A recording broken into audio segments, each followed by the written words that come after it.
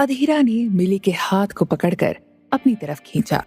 कुंवर साहब, क्या कर रहे हैं आप? मिली की अचानक से सांस चढ़ गई। अरे डरो मत, बस मेरी बाहों में आ जाओ मिली। तुम कितनी सुंदर हो। उसने उसके हाथ को चूमते हुए कहा। मिली ने इस बार उससे दूर होने की कोशिश नहीं की, शायद उसे भी अच्छा लग रहा था।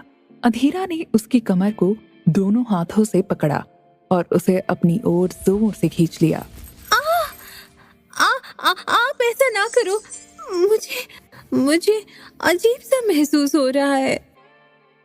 अब कैसा मिली, अच्छा लग रहा है ना? ऐसा लग रहा है ना जैसे तुम मुझ में खो जाना चाहती हो, मुझसे लिपट जाना चाहती हो। उसने कामुक होकर मिली की गर्दन को चूमा और फिर उसे अपनी बाहों में भर लिया, जिसके बाद वो जैसे ही उसके होठों को चूमने लगता है तो वो उसे फिर से रोक लेती है। इधर बाहर वे सभी डरे हुए थे। पंडित जी का भी चेहरा अब पीला पड़ चुका था। वे सब पंडित जी की ओर देखकर ये सोच रहे थे कि आखिर पंडित जी ने कल्कि का नाम क्यों लिया। क्या हुआ पंडित जी, आप मिली का नाम सुनकर चौंक क्यों गए? अरे बात ही ऐसी है, मुझे जल्दी से बताओ अधीरा का कमरा कौन सा है, वरना वो।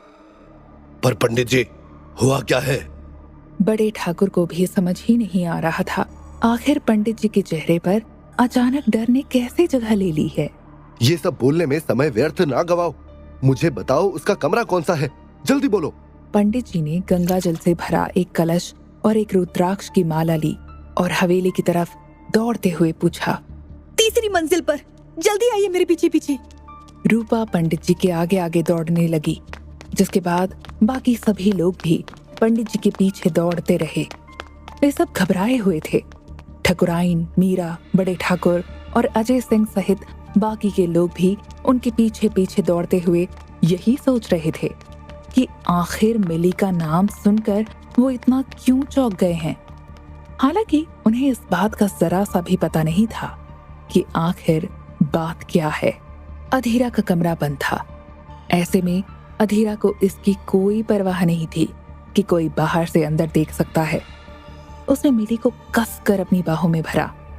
वो मिली के होठों को चूमने लगता है तो वो उसे रोक लेती है।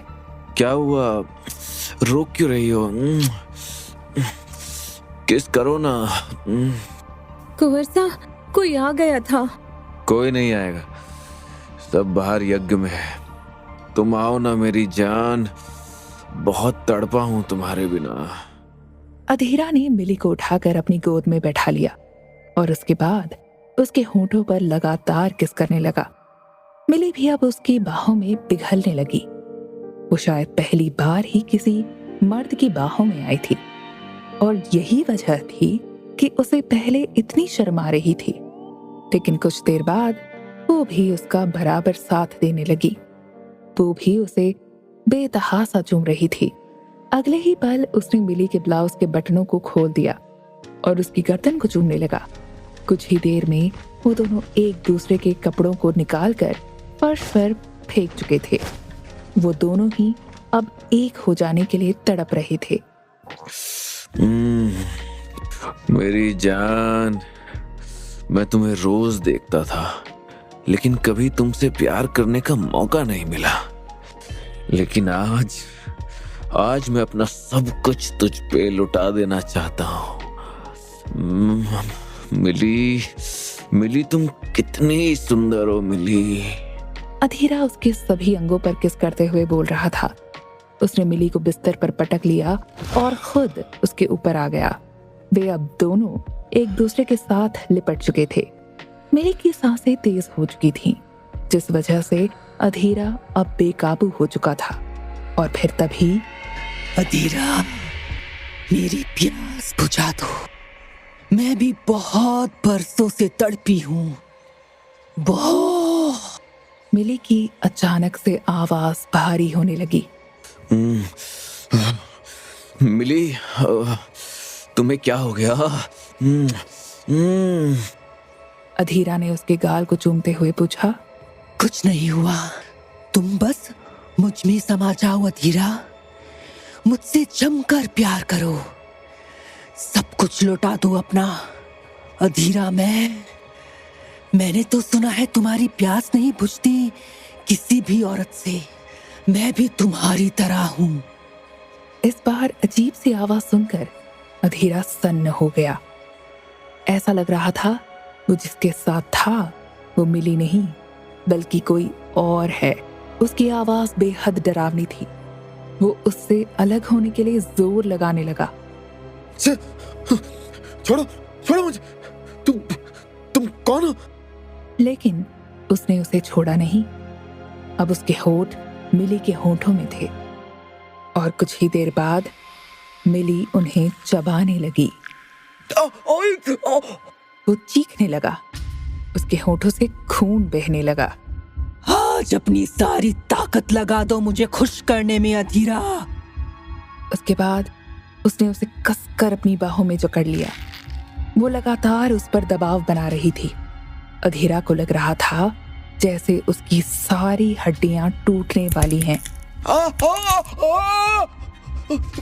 मुझे छोड़ो। वो करहाने लगा। उसे महसूस हो रहा था जैसे उसकी पीठ में वो कीले चुभा रही हो। लेकिन सच तो ये था उसके नाखून अब लंबे हो चुके थे।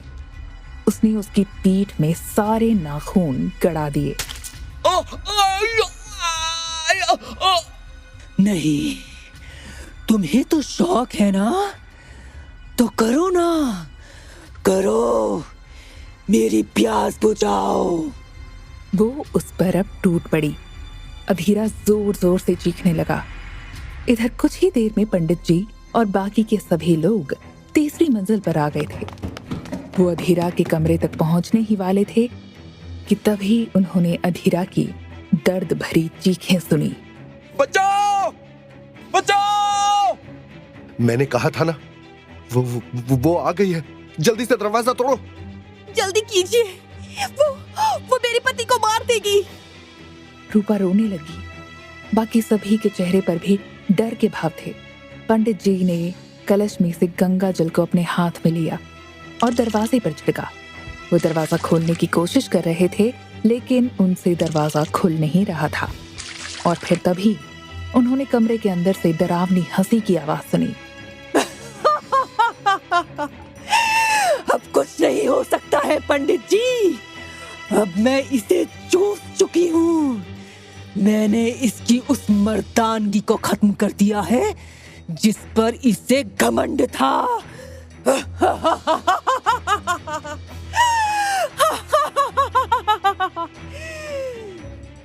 और उसके बाद एक बार फिर उन सब ने अधीरा की दर्द भरी चीख के साथ सीने को फाड़ने की आवाज सुनी। ये दिल ही तो तुम्हारा अनोखा था ना अधीरा, जो सब औरतों पर आ जाता था। कहते फिरते थे तुम तो कि तुम्हारी औरत तुम्हें खुश नहीं कर सकती, तो सोचा मैं ही मौके का फायदा उठाती हूँ। जानते तो हो ना मैं कौन हूँ? कल्कि। हर उस मर्द की तलाश में रहती हूँ जो औरतों का दीवाना होता है, जिसे हर रात को नई नई स्त्रियां चाहिए होती हैं। मैं आई थी तुम्हारे पास क्योंकि मुझे लगा तुम मेरी प्यास बुझा दोगे, लेकिन अफसोस तुम तो 2 पल भी नहीं टिक पाए। तो है तुम्हारी मर्दानगी पर।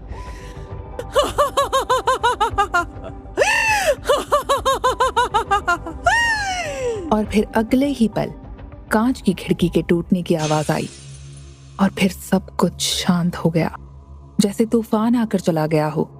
वे सब सन्न हो गए थे। कुछ देर बाद दरवाजा भी अपने आप खुल गया। अधीरा बेटा, हे भोलेनाथ, ये क्या हो गया? उसकी माँ मीरा ने जैसे ही सामने का मंजर देखा वो सीना पीट पीट कर रोने लगी। रूपा की आंखें भी भर आईं। बड़े ठाकुर दुर्जन सिंह भी वहीं पर ढेर हो गए। कमरे की खिड़की टूटी हुई थी, वो जा चुकी थी। अधीरा पीठ के बल नग्न फर्श पर पड़ा था। उसका सीना फटा हुआ था। और पूरा बदन काला पड़ चुका था, मानो उसे करंट लग गया हो। लेकिन ऐसा नहीं था। कल्कि ने उसका सारा खून चूस लिया था। वो मर गया था और ऐसी मौत उनमें से किसी ने नहीं देखी थी। पंडित जी, आखिर ये चुड़ैल चाहती क्या है? क्यों हमारे पीछे पड़ी हुई है? क्यों? ठकुराइन सहल कंवर फूट फूट कर रोने लगी। पंडित जी के पास इसका कोई जवाब नहीं था। उनको बस इस बात का अफसोस था कि इतना बड़ा यज्ञ करने के बाद भी वो अधीरा को नहीं बचा सके थे। लेकिन उन्हें अब समझ आ गया था, कल्कि को उन्होंने जितना समझा था वो उससे भी कहीं ज्यादा चालाक है और खतरनाक है। आखिर ऐसी क्या वजह थी कि कल्कि हवेली के मर्दों के पीछे पड़ी हुई थी? मिली का नाम सुनकर पंडित जी को शक क्यों हुआ कि अधीरा के कमरे में कल्कि है? जानने के लिए कहानी का अगला भाग सुने।